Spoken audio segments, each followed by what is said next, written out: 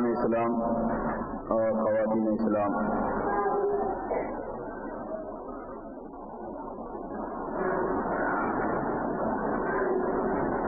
جیسے توحید اور شرک ایک دوسرے کی ضد ہیں،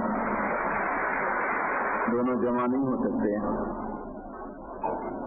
ایسے ہی سنت اور بدعت ایک دوسرے کی ضد ہیں، دونوں جمع نہیں ہو سکتے۔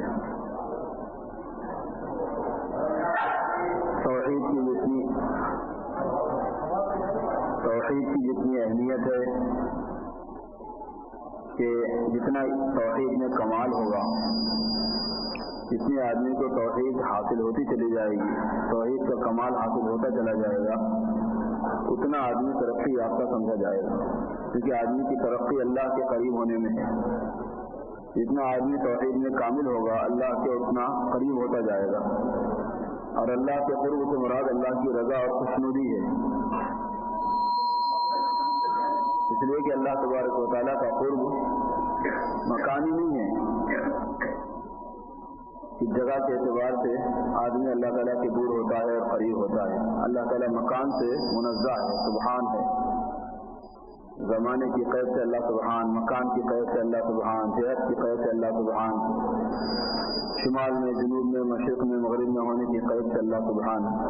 اللہ تعالیٰ کے قریب ہونے سے مراد ہے اللہ تبارک و تعالیٰ کا خوش ہونا اور اللہ پاک کا راضی ہو جانا۔ تو جتنے توحید میں کمال آئے گا، اتنا جو ہے اللہ پاک کا قرب حاصل ہوگا، اور توحید کی ضد ہے شرک، لہذا جتنا آدمی شرک میں مبتلا ہوگا اتنا اللہ تبارک و تعالیٰ سے دور ہو جائے گا۔ اور اسی لیے حضرات انبیاء علیہ السلام سارے کے سارے، اور آخر میں امام الانبیاء سرکار دو عالم حضرت محمد رسول اللہ صلی اللہ علیہ وسلم سب سے پہلے انسانوں کو توحید سکھاتے ہیں، تو تم اپنی توحید صحیح کرو، توحید میں کمال پیدا کرو، اور شرک کیا ہے وہ سمجھاتے ہیں، اور شرک سے توبہ کراتے ہیں، شرک سے بچنے کی ترغیب دیتے ہیں، کیونکہ دنیا میں حق تعالیٰ شانہ نے ایک بات، اسلام میں حق تعالیٰ شانہ نے یا اپنے نظام میں حق تعالیٰ شانہ نے ایک چیز طے فرما دی، وہ یہ کہ مشرک اگر توبہ کیے بغیر مرے گا تو اس کو معاف نہیں کیا جائے گا۔ آ تو رہی؟ اچھا میک میں گڑبڑ ہو رہی، چلو بھائی،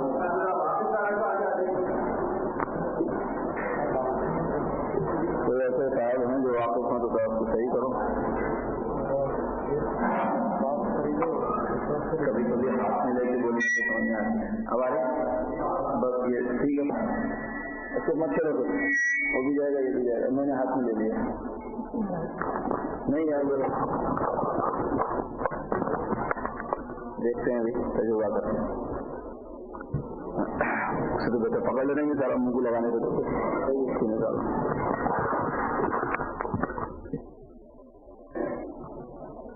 میں یہ عرض کر رہا تھا کہ حق تعالیٰ شانہ نے ایک بات طے فرما دی ہے، وہ یہ ہے کہ ان اللہ لا یغفر ان یشرک بہ، بے شک اللہ پاک نہیں معاف کریں گے اس بات کو کہ ان کے ساتھ شرک کیا جائے،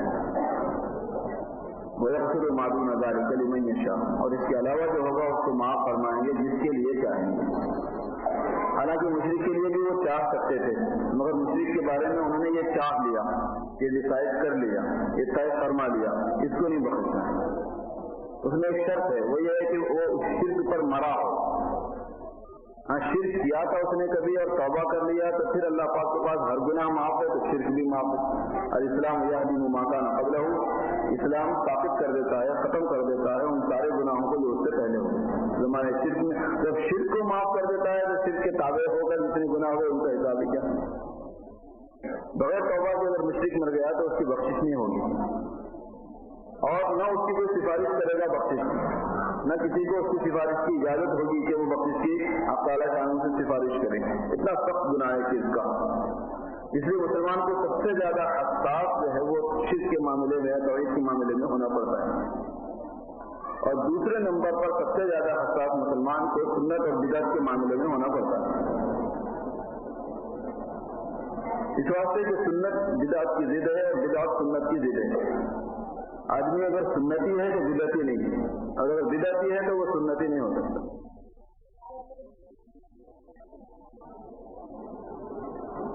تعبیر کے لیے ہم یوں کہہ سکتے ہیں کہ شرک نام ہے اللہ اللہ کی دشمنی کا، اور بدعت نام ہے رسول اللہ کی دشمنی کا۔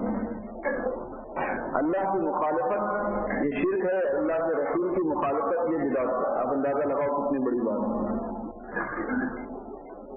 اور دوسرے گناہوں کے مقابلے میں بدعت کی نوعیت کچھ ایسی ہے کہ علماء کے نزدیک بدعت بھی گناہ ہے، اور دوسرے گناہ چوری، بدکاری، شراب خوری، رشوت ستانی، رشوت لینا، سود کھانا، غیبت کر دینا، یہ بھی گناہ ہے۔ لیکن بدعت کا گناہ ان سب سے بڑا ہے۔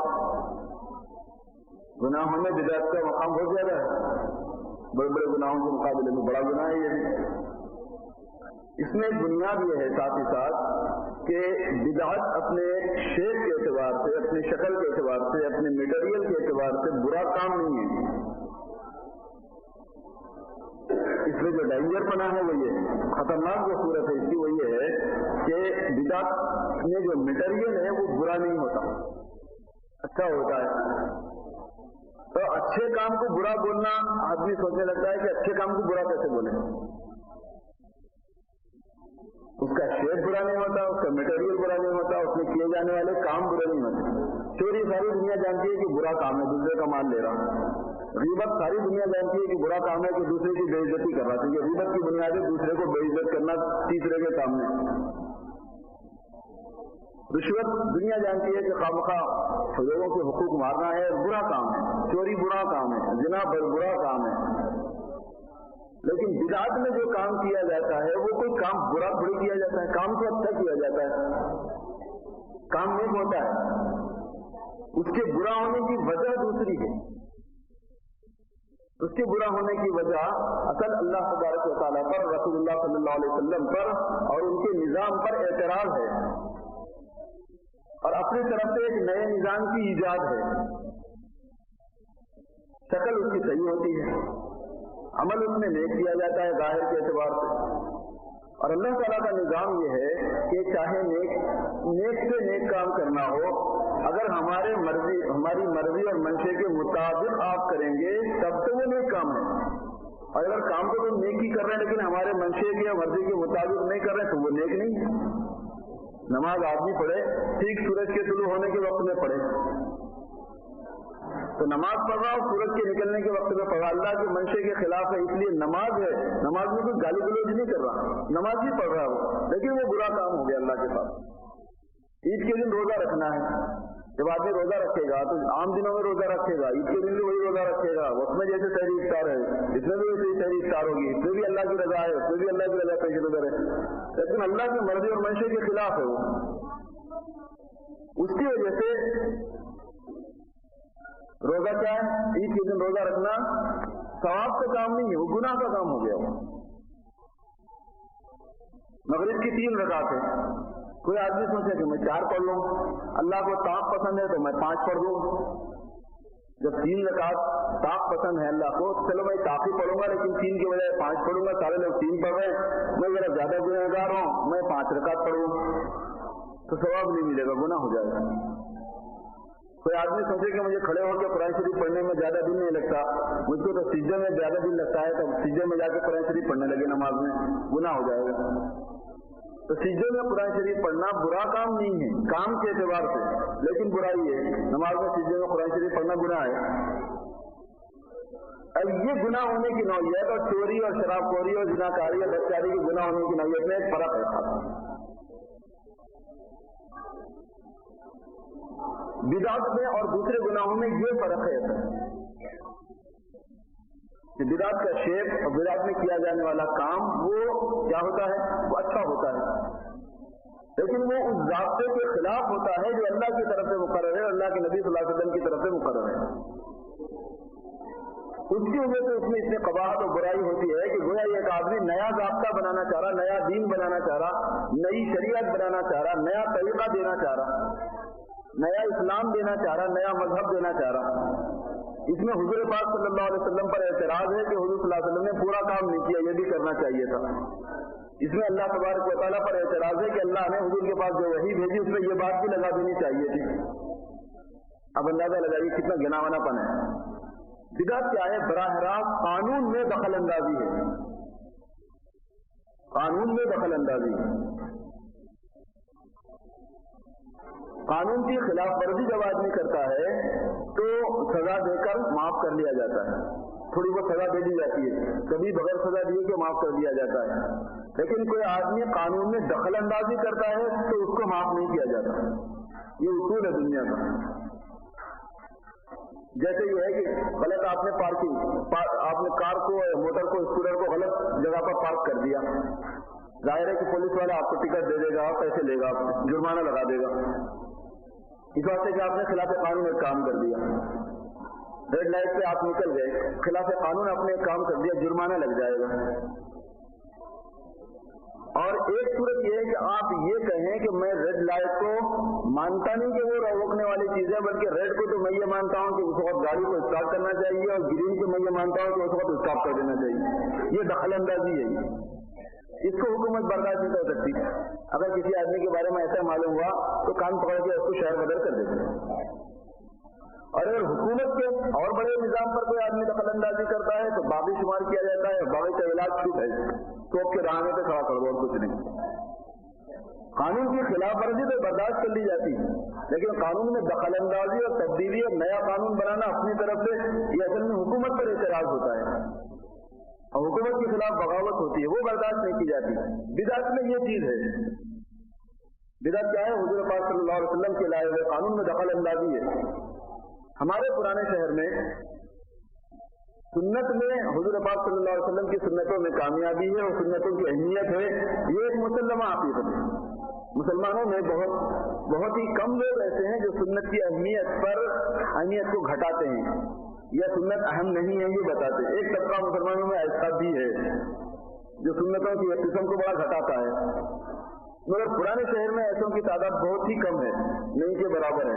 زیادہ تر خوش عقیدہ ہی ہیں، صحیح یعنی اس معاملے میں ٹھیک عقیدہ رکھتے ہیں کہ ہم سب کو حضور اکرم صلی اللہ علیہ وسلم کے طریقے پر چلنا چاہیے، اور ہم حضور صلی اللہ علیہ وسلم والے طریقے پر چلیں گے اور آپ کی سنتوں پر چلیں گے تو کامیاب ہوں گے. اللہ نے ہماری کامیابی آپ کے پاکیزہ طریقوں میں رکھی ہے، اور ناکامی حضور اکرم صلی اللہ علیہ وسلم کی مخالفت میں رکھ دی گئی ہے.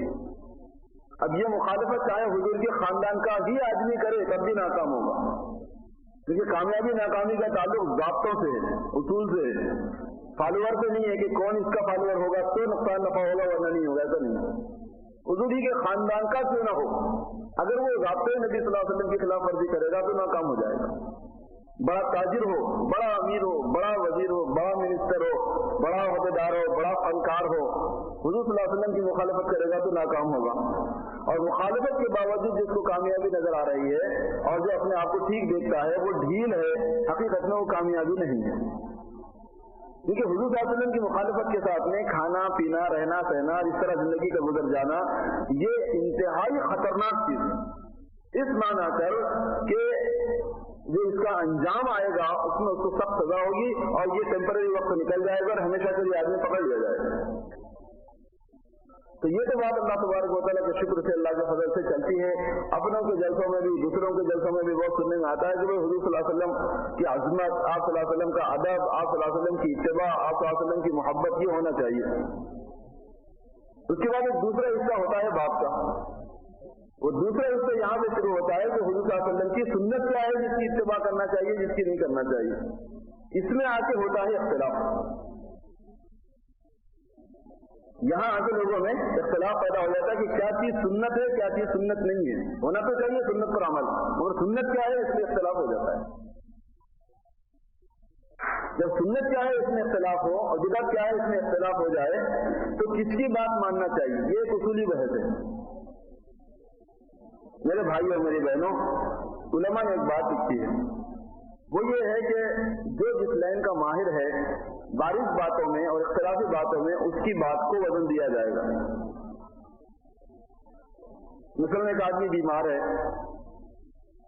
کامن بیماری ہے، نزلہ زکام کی بات ہے، کوئی بھی آدمی رائے دے گا. لیکن کوئی گہری بیماری ہے، پکڑ میں نہیں آ رہی ہے، مرض سیریس ہو گیا ہے، مریض پریشان ہے. اب ایسی صورت میں جب اختلاف ہو جائے گھر کے لوگوں میں کہ اس کو کیا بیماری ہے کیا نہیں ہے، یا رشتے داروں میں یا محلے والوں میں، تو ایسی صورت میں جو ڈاکٹر ہوگا اس لائن کا ماہر، ڈاکٹروں میں بھی جو اسپیشلسٹ ہوگا اس کی بات کو وزن دیا جائے گا کہ اس کی بات صحیح ہے. دنیا کے جتنے شعبے ہیں ان شعبوں میں جب بات کامن بات سے آگے نکل جائے گی، ظاہری بات تک چلی جائے گی نوبت، تو پھر اس میں جو ماہر ہوگا اس کی بات کا اعتبار کیا جائے گا۔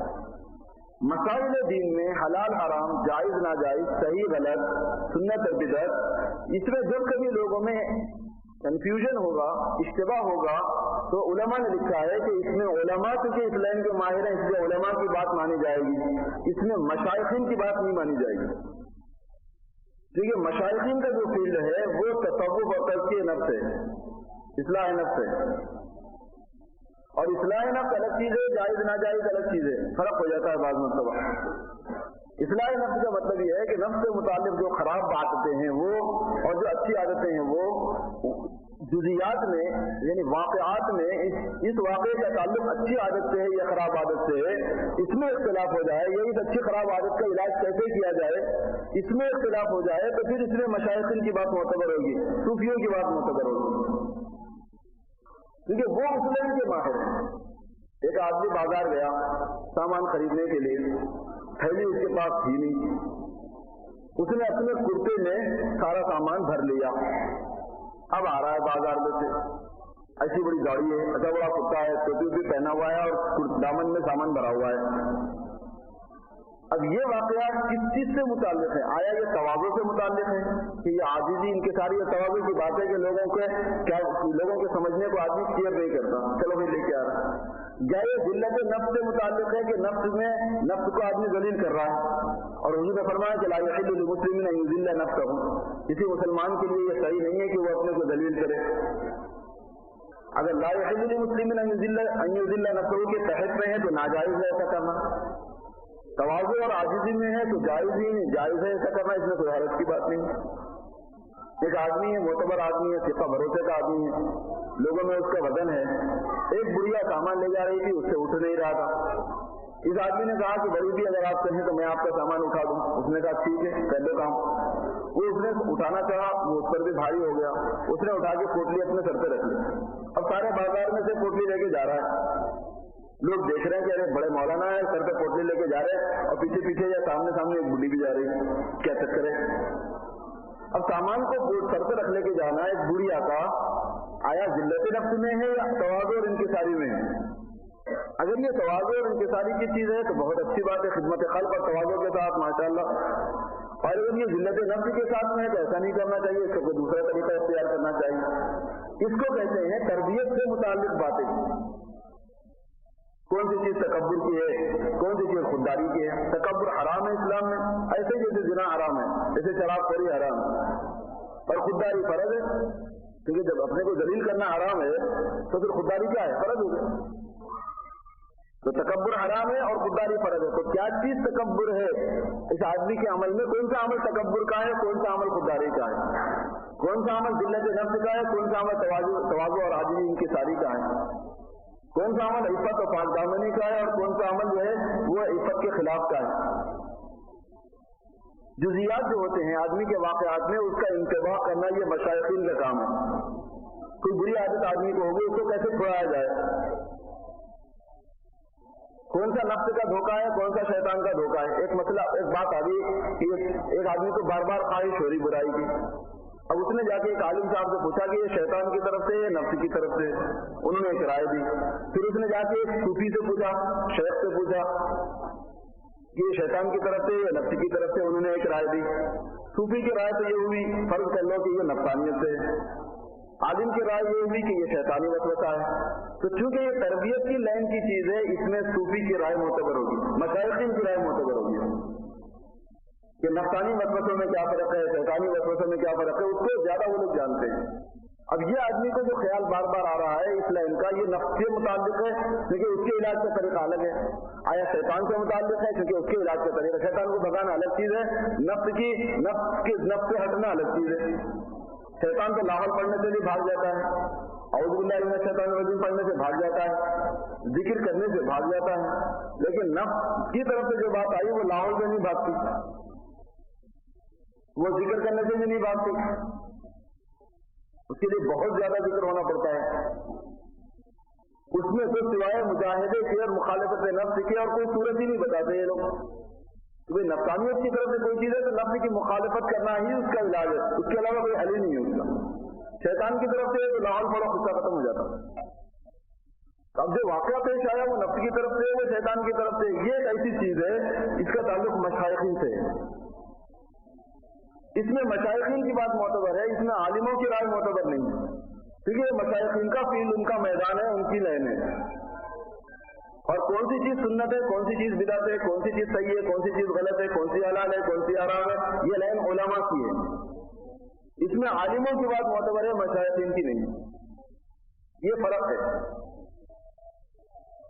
حضرت حاجی امداد اللہ صاحب رحمۃ اللہ علیہ بڑے شیخ، حضرت مولانا رشید احمد صاحب گنگوئی رحمۃ اللہ علیہ ان کے مرید اور بڑے عالم دین، مسئلے میں رائے میں تھوڑا سا فرق ہو گیا، انہوں مرید ہیں ان کے مولانا رشید احمد صاحب گنگوئی رحمۃ اللہ علیہ۔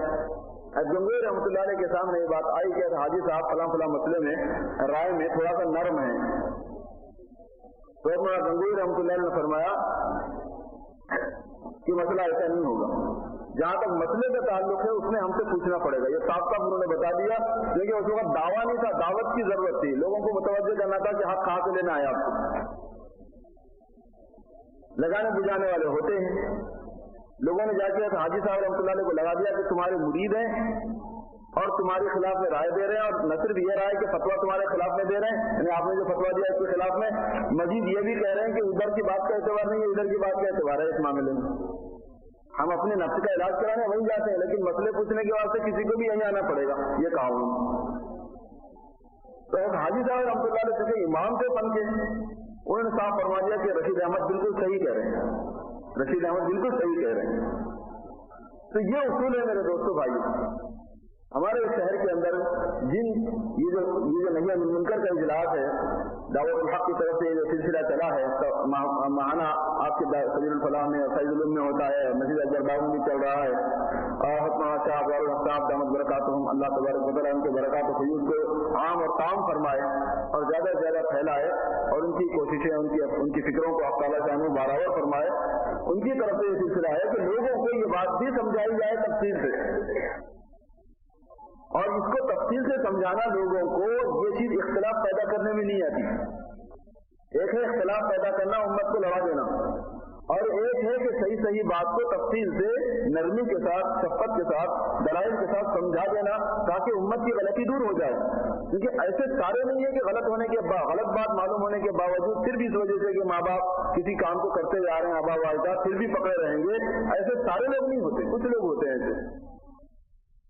ساتھ بہت بڑا طبقہ ایسا ہوتا ہے جو حضور پاک صلی اللہ علیہ وسلم کو اتنا عظیم شان سمجھتا ہے، اس کے بعد ایسا، اور اس کے پاس فہم بھی ایسی ہوتی ہے کہ اگر سرکار کی بات صحیح طریقے سے اس کے سامنے آئے تو بابا دادا اور آبا والدہ کا رواج کیا ہے، رسم کیا ہے، اس کے سامنے کوئی حیثیت اس کی نہیں ہوتی، وہ کبھی کے لات مار دیتا ہے۔ اور یہ بھی بات نہیں ہے کہ بابا اور دادا کے طریقوں کو چھوڑنا ہی چاہیے ہر حالت میں، چاہے وہ اچھے ہوں چاہے وہ برے ہوں۔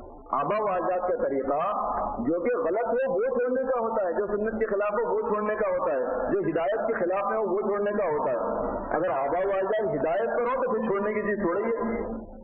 واتبعت ملت آبائی ابراہیم و اسحاق و یعقوب، یوسف علیہ السلام نے جیل خانے میں جب دعوت دی گئی مسلموں کو دو اور توحید کی، اس کے ساتھ ساتھ انہوں نے یہ فرمایا کہ میں اپنے آبا و اجداد کے طریقے پر چل رہا ہوں، یعنی ابراہیم علیہ السلام کے اور یعقوب علیہ السلام کے اور اسحاق علیہ السلام۔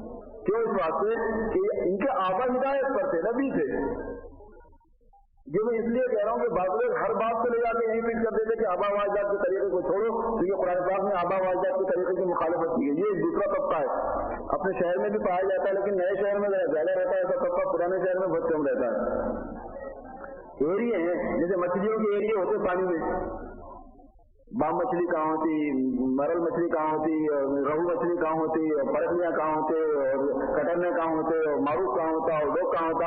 جیسے مچھلیوں کے ایریے ہیں، ایسے مسلمانوں میں مختلف مکاتب فکر کے ایریے رہتے شہروں میں۔ پرانے شہر میں کیسے رہتے، نئے شہر میں کیسے رہتے، تعلیم یافتاؤں میں کیسے رہتے، جاہلوں میں کیسے رہتے۔ اپنے پرانے شہر میں ایسا طبقہ کم ہوتا ہے، نئے شہروں میں ایسا طبقہ خاصا ہوتا ہے۔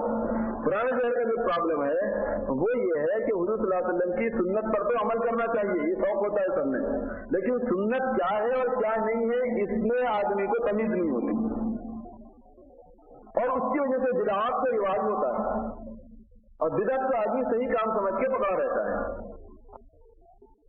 اور بدعت کو حضور پاک صلی اللہ علیہ وسلم کی محبت کا لازمی نتیجہ اور ثمرہ سمجھتا ہے کہ جس کو حضور سے محبت ہے اس کو ایسا کرنا چاہیے. ایک واقعہ مجھے یاد آیا. آصف نگر میں ایک ہمارے عزیز رہتے تھے دور کے. وہ ہر مہینے کی 7 تاریخ کو غالباً حضرت فاطمہ رضی اللہ تعالیٰ عنہ کی فاتحہ کرتے تھے. ایک ان کی عادت تھی. مشائخین میں سے تھے پرانے. اب ظاہر ہے کہ علماء نے جو بات مسئلوں کا تعلق ہے یہ چیز تصور سے تعلق نہیں رکھتی, مسئلوں سے تعلق رکھتی ہے کہ بھائی کس کی ایصال ثواب کب کرنا کب نہیں کرنا. تو ایصال ثواب میں یہ نہیں ہے کہ تم 7ویں تاریخ کو لگا دو, 11ویں تاریخ کو لگا دو, 12ویں تاریخ کو لگا دو, 20ویں کو لگا دو, 40ویں کو لگا دو, 31ویں کو لگا دو. یہ نہیں ہے اسلام میں. ایصال ثواب ہے. اس میں بھی 3 جماعتیں ہیں. ہر چیز میں آپ کو ایک دم کمی کرنے والا ملے گا, ایک دم زیادتی کرنے والا ملے گا, دونوں کے درمیان میں بیلنس کرنے والا ملے گا. جو بیلنس کرنے والا طبقہ ہوتا ہے وہ صحیح ہے. ایک طبقہ جو ہے نا وہ ایصال ثواب کا انکار کرتا ہے. ایصال ثواب کی کوئی حیثیت ہی نہیں ہے. ایصال ثواب ثابت نہیں ہے. لا تزر واجرۃ وزر اخرى. ایک آدمی دوسرے آدمی کا بوجھ نہیں اٹھائے گا. بس قرآن پاک میں وَأَن لَيْسَ لِلْإِنسَانِ إِلَّا مَا سَعَىٰ. انسان کو صرف اس کی کوشش ملے گی, دوسرے کا اس کو فائدہ نہیں پہنچے گا. انہوں نے آیت کو نہیں سمجھا, ان دونوں آیتوں کو سمجھا نہیں انہوں نے. کیونکہ ایصال ثواب ایک الگ چیز ہے اور یہ آیتوں کا مطلب الگ چیز ہے.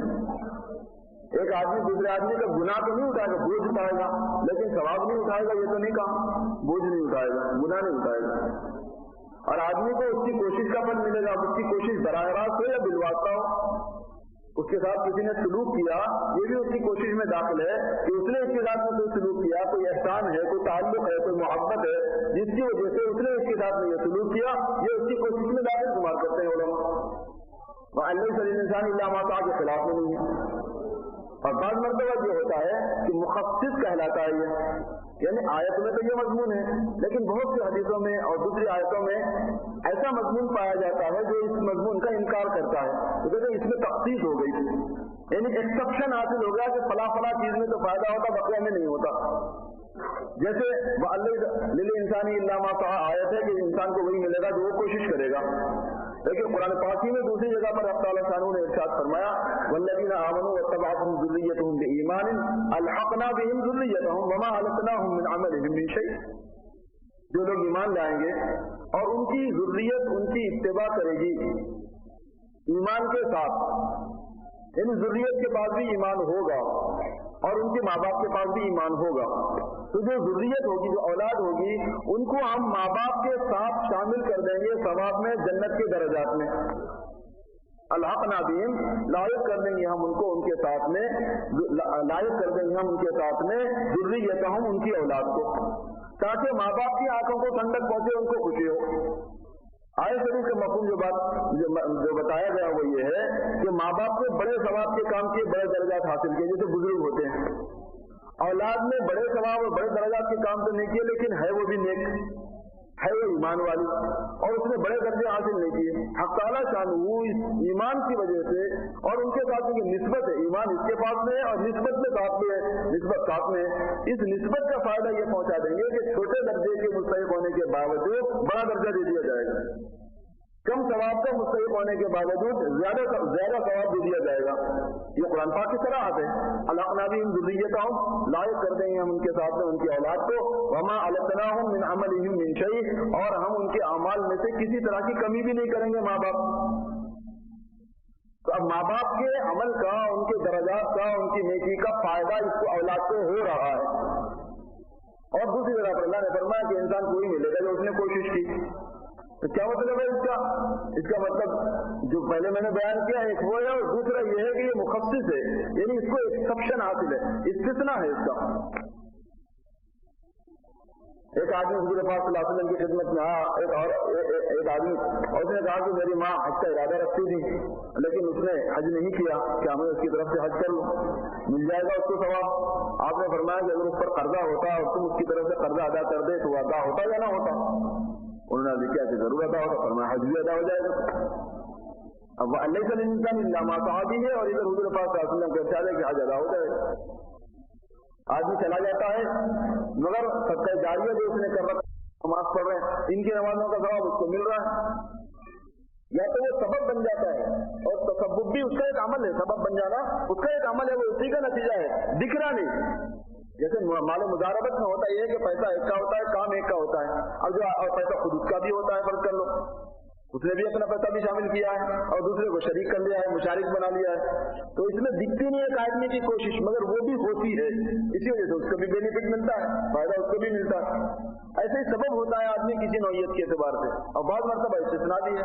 तो ये तो बहुत रिवायतों में मजमून मौजूद है, और इजमा लिखा है, अगर शेखुल हदीस ने इस बात पर इजमा लिखा है, यानी इसके खिलाफ बोलना गुमराही है सरासर, और वो क्या है, ईसाले सवाब हक है, ये इस पर इजमा है कि ईसाले सवाब होता है। लेकिन ईसाले सवाब का कोई खास तरीका शरीयत में मुकर्रर नहीं है, 7वीं 10वीं 20वीं 40वीं बरसी के एतबार से, बस जैसे आपको मौका हुआ बगैर रियाकारी और शोहरत के गरीबों के साथ कोई सलूक कर दीजिए, उसका सवाब बख्श दीजिए, बजाय इसके कि आप 20 आदमियों को खाना खिलाएं, अपने रिश्तेदारों को खिलाएं, पैसे वालों को खिलाएं, आप 20 गरीबों में पैसे दे दीजिए, उसको सवाब मिल जाए।